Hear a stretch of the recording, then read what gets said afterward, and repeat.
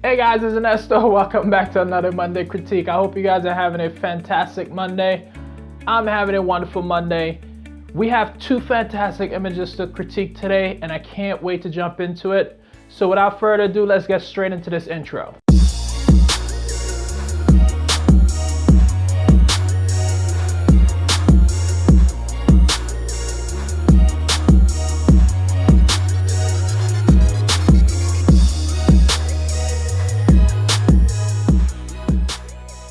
If you guys want to submit your image to be critiqued, please join our Facebook group. It's called Fine Art Photography and Modeling.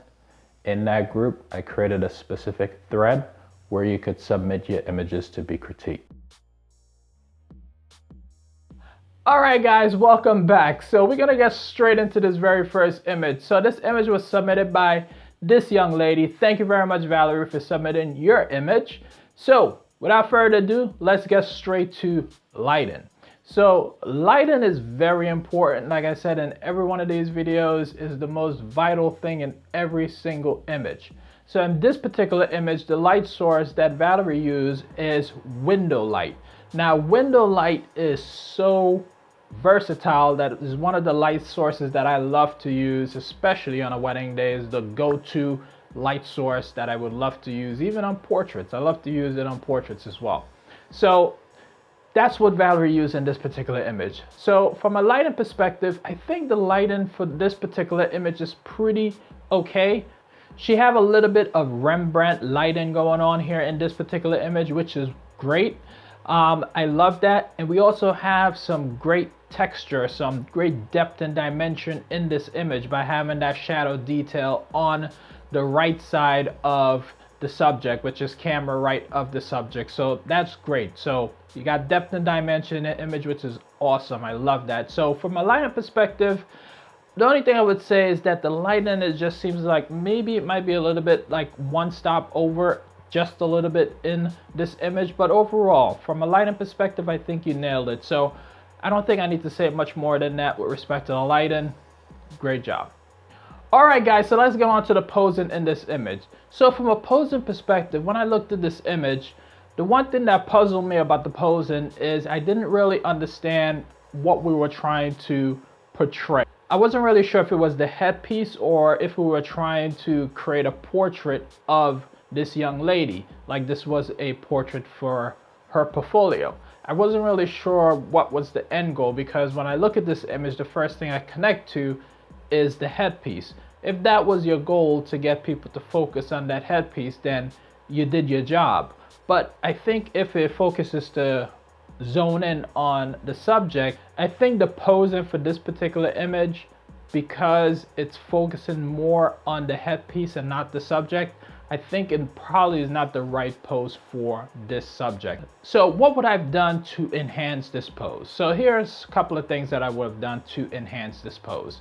So when I look at this, in addition to the fact that I'm zoning on the headpiece, I just find that the subject seems to be a little bit strained. So what I mean by that, right now when I look at this image, it just seems like her head is just forced, is just being forced around, and it looks like she's trying to, turn her head to look at her back, if you would. So that, to me, when I look at it, it just seems to be it just doesn't seem to deliver the right message. I guess is the right word. It doesn't seem to deliver that message that you would like it to deliver. And I think it's delivering an unintentional message that you don't want it to deliver, which is a level of strain or stress that you're seeing on the subject. So I would say just have her turn her shoulder a little bit more towards the camera.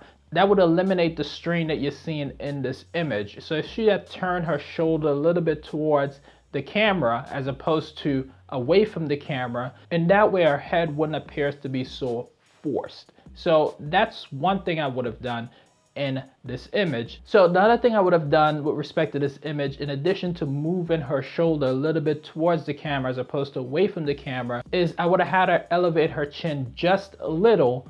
And that way the focus wouldn't have been so much on the headpiece, it would have been on the subject's face. So those are the two things that I would have done from a posing perspective to help enhance this pose. So with that said, we're gonna move on. All right, guys, now let's move on to the composition in this image. So from a compositional perspective, here's a couple of things that I will consider when creating an image such as this one. So when you're composing a shot and you're composing a shot from above, these are the couple of things that you need to consider. One is height. How does your subject appear when you're taking that image from above? Because when you're taking an image from above, what happens is your subject appears to be compressed and shorter. So if a person is already short, you don't want to shoot them from above because it will make them a little bit more compressed and short. So that's one thing you need to consider. The other thing that you need to consider is where is the focus of that image? Because when you're shooting from above, the first thing you're going to connect to as far as the camera is going to connect to the person's head. So you have to adjust the pose to help with that composition, especially if you're shooting from above. Now, here's a couple of things that I would have done in this particular image to help enhance it. So the first thing is, from a height perspective, I don't think we have that issue here with respect to this image because it appears the subject is either sitting down or maybe Valerie was on a stool or something to take that shot from above. In addition to that, we don't have the full body of the subject, so we can't tell if the subject is short, tall, or whatever. So as far as that compression and the height, we don't have that issue in this particular image. So that's off the table, at least in my opinion. So the next thing you need to pay attention to with respect to this type of composition is your viewer's attention. What are they going to connect to first? So the first thing that I connect to, going back to the pose that we were talking about earlier, is the headpiece. If that wasn't your intention, then those are the things that you need to consider when you are creating a portrait such as this. With respect to the composition, to eliminate the focus of the headpiece, one of the things I would have done is drop my camera position to the subject. So instead of shooting above, I would have come down and shoot a little bit more straight on to the subject. That would have helped focus the attention on the subject's face. So that's what I would have done there. The other thing that it would have fixed is all that headroom that we have above the subject. And I don't think you necessarily want that headroom above the subject. So by just dropping your camera angle lower as opposed to above the subject, that would have helped eliminate some of that headroom that you have above the subject, and it would have helped just focus in the viewer on the subject's face. So those are the overall things that I had to say with respect to the composition. I hope it was helpful. So moving on to the post-production in this image. So from a post-production perspective, I think from a post-production perspective, there's a couple of things that we could have enhanced immediately on this image. Now, I'm a big fan of vignettes. Like I mentioned multiple times that almost every single one of my image has a vignette in it, but you probably won't notice it because I use it so lightly and I try to blend it into the image so it's not as obvious. So when I look at this image, it's very obvious to me that you are using a vignette. Now, when you're using vignettes, you want to make those vignettes blend into the environment. And the whole purpose of a vignette is so that it could focus the viewer's attention on whatever it is that you're trying to get them to focus their attention on. You don't want it to become a distraction, which is what this particular vignette is doing.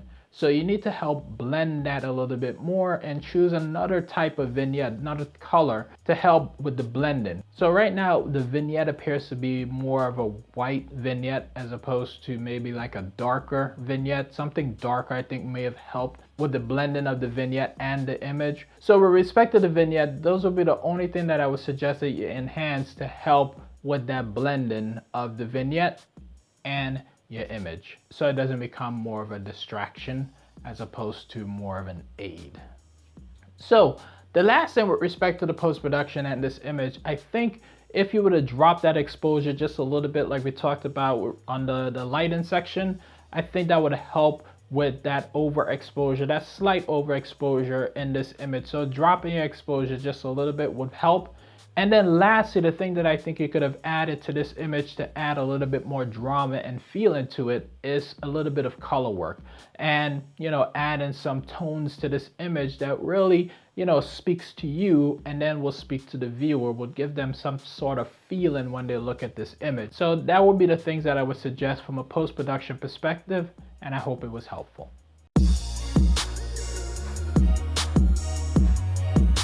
All right, guys, let's move on to image number 2. So this image was submitted by this gentleman.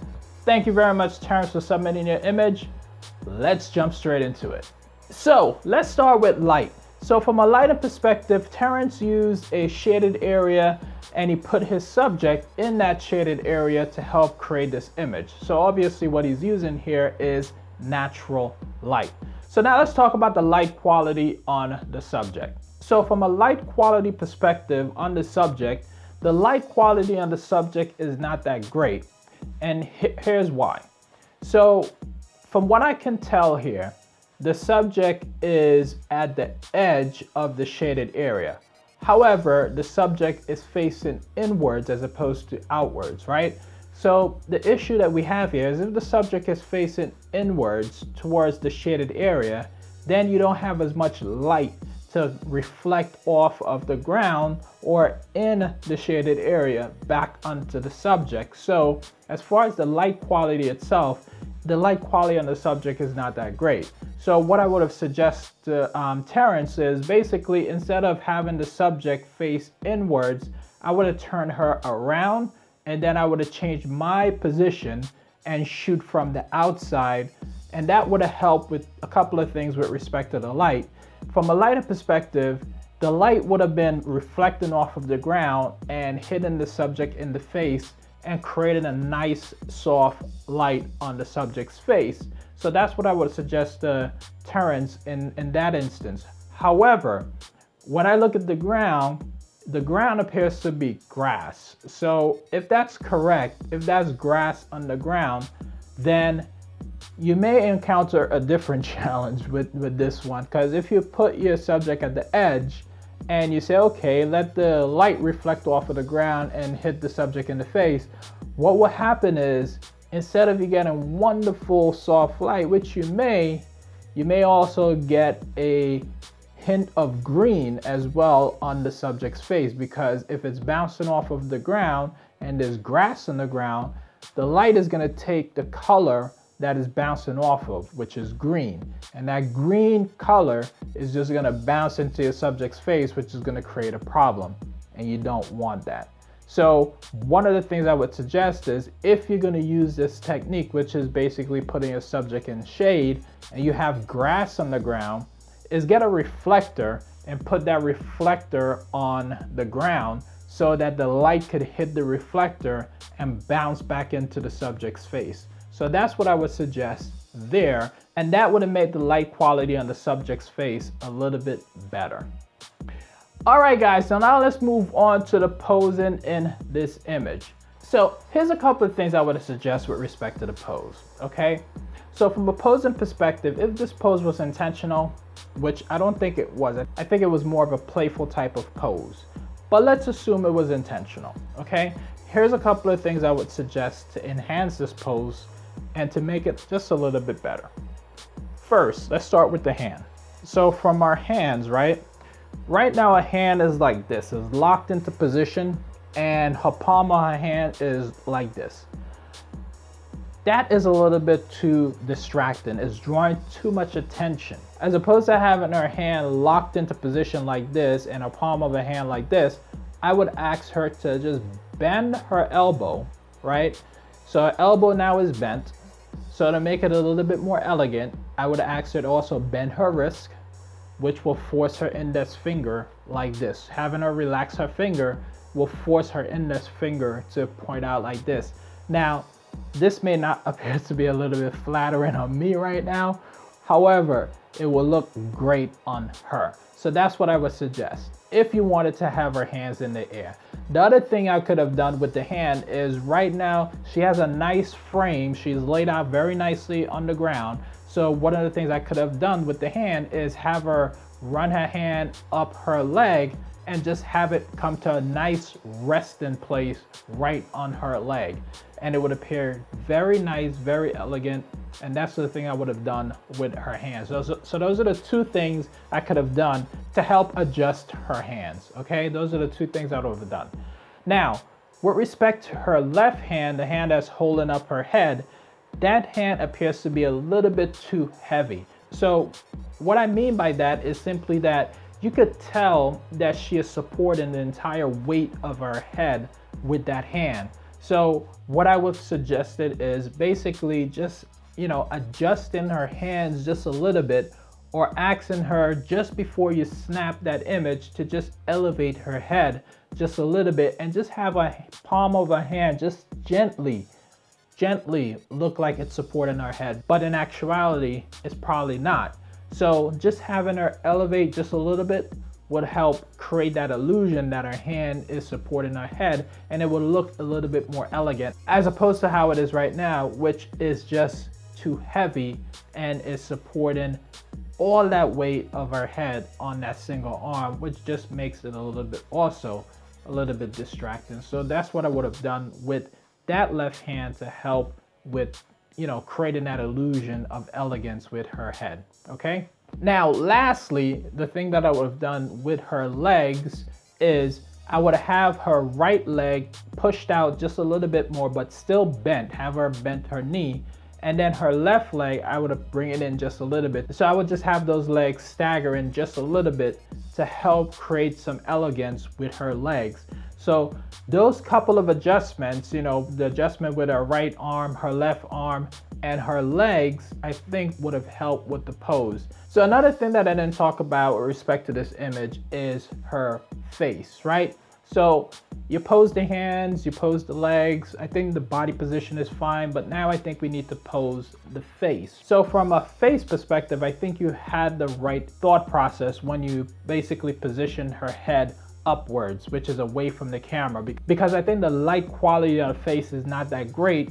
I think you had the right thought process in pushing her head away from the camera. So I think to add to the elegance, which is the pose that I've been building with her hands and her legs and all that good stuff, I think the one last thing that would help with that elegant pose is having her look down her body. So when the viewers are looking at this image, they will also follow where her eyes is going, which is, down her body. So I think if you combine all those elements, I think it would help enhance this image, and I hope that was helpful. All right, guys, so now let's move on to the composition in this image. So now let's talk about a couple of things in this image that's just a little bit distracting when it comes to the composition.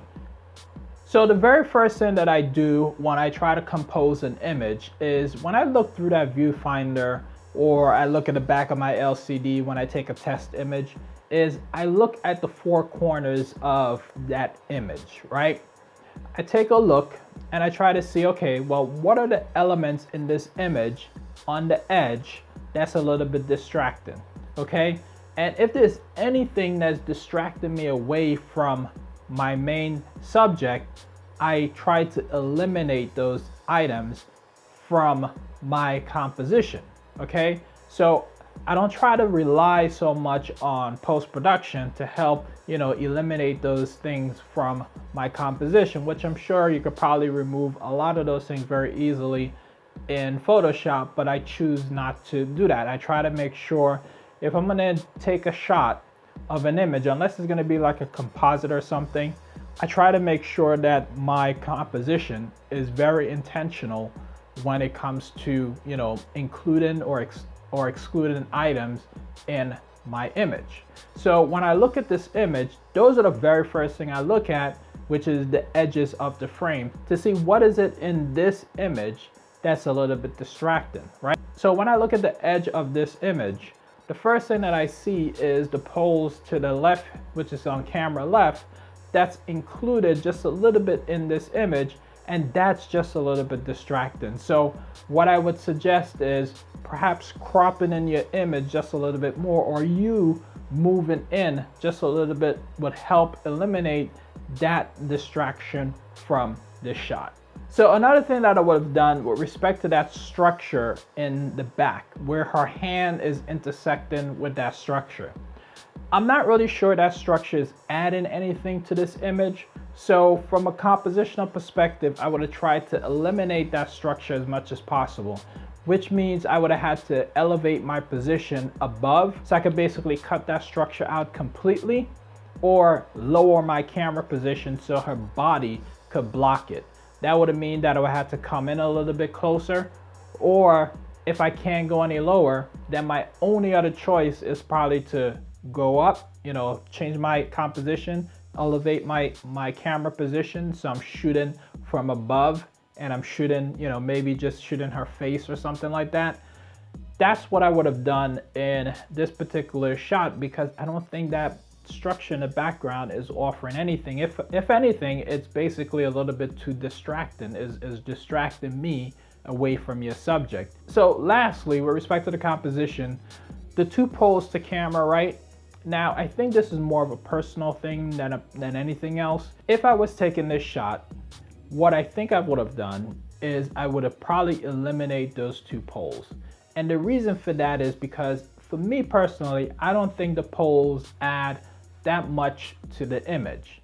It doesn't tell me much. It doesn't offer much to the story. That's what I personally believe. It could be a different view for someone else, but that's what I personally believe. So if I couldn't eliminate it in my composition, I would have definitely eliminated it in post, because I don't think it offers anything to the image. So those would be the couple of things that I would have done from a compositional perspective, and I certainly hope that was helpful. All right, guys, now let's move on to the post-production in this image. So there's a couple of things that I want to talk about from a post-production perspective, and I touched upon most of it in the composition. So from a post-production perspective, if I had no choice but to take this composition the way I did, in post, I would eliminate those two poles on the right, on camera right, and I would eliminate the pole that's on camera left, right? I would eliminate those two objects from my composition in post.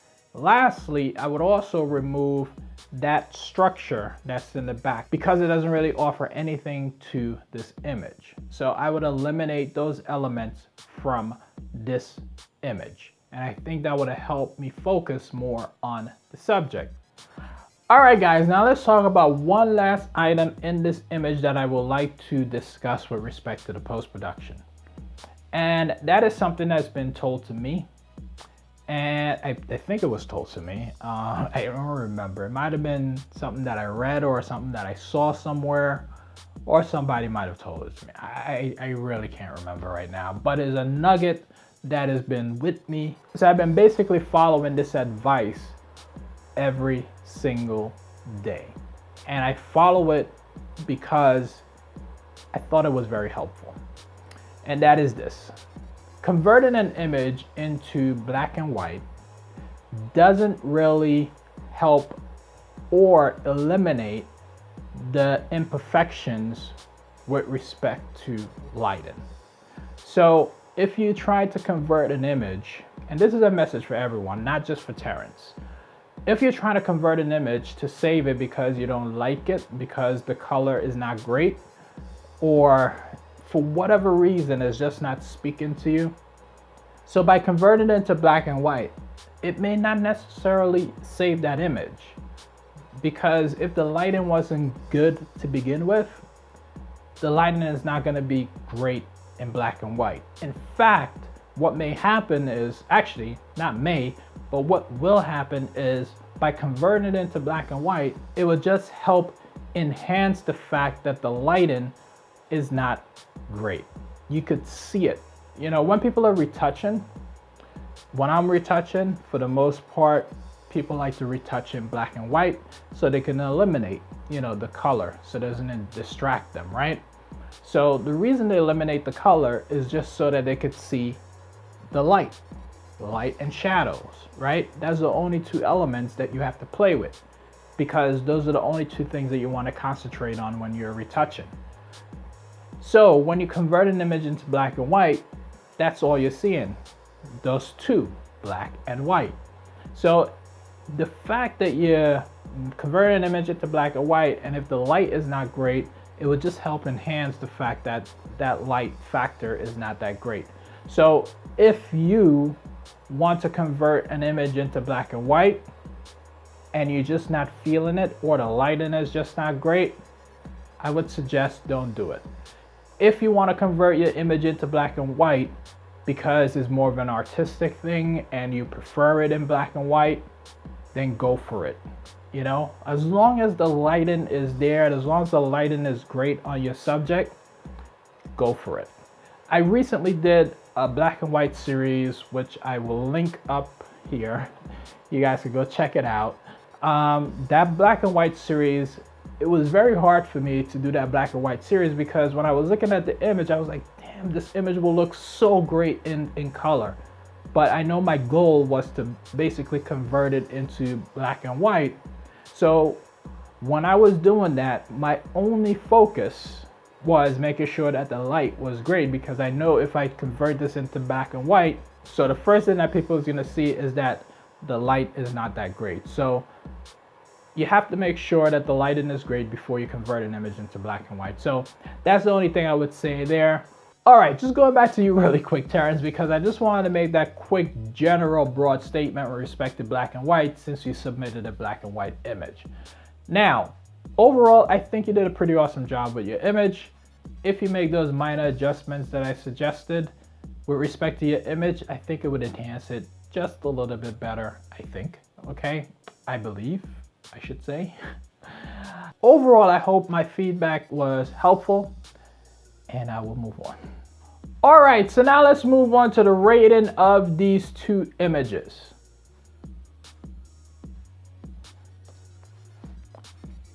Light, I gave this image a 4.